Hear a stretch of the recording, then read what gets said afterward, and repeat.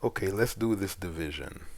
And in order to do it, we're going to use the rule that we use for adding and subtracting fractions, but we're going to use it backwards. Now, the rule usually says that if you have A over C plus B over C, you can keep that denominator C and just add the terms in the numerator A plus B. Add the two terms in each numerator to get the common numerator there. We're going to use it backwards though, because we're starting off with already one fraction, and we're going to use this rule to split it up.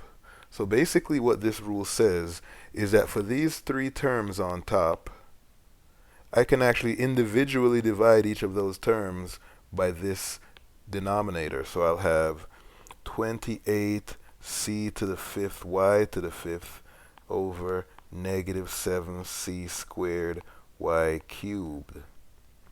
And then it'll be plus negative 42 c to the fourth y to the seventh over negative 7c squared y cubed.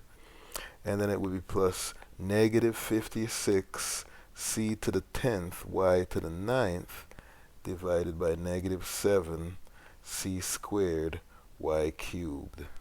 And then you just have to go through and do each of those separately. So the first one, you're doing the division of 28 and negative 7. 28 divided by negative 7 is negative 4. Then we're looking at the c to the fifth over c squared, and we're subtracting the powers.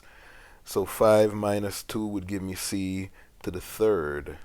And then we're looking at the y's, and I'm also going to have to subtract those powers since they have the same base, and 5 minus 3 would leave me y squared.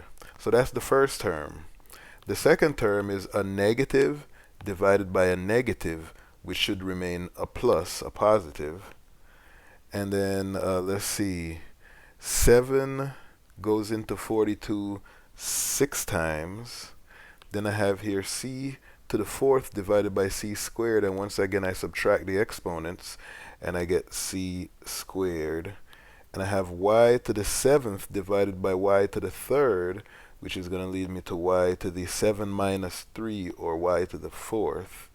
And then last term now, that's once again a negative divided by a negative, so it should be a positive. And then 56 divided by 7 is 8. Then I have the c squared, or the c to the 10th divided by c squared, and I subtract the powers. 10 minus 2 is c to the 8th.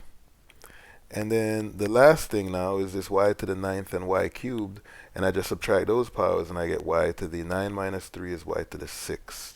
So this will be my final answer.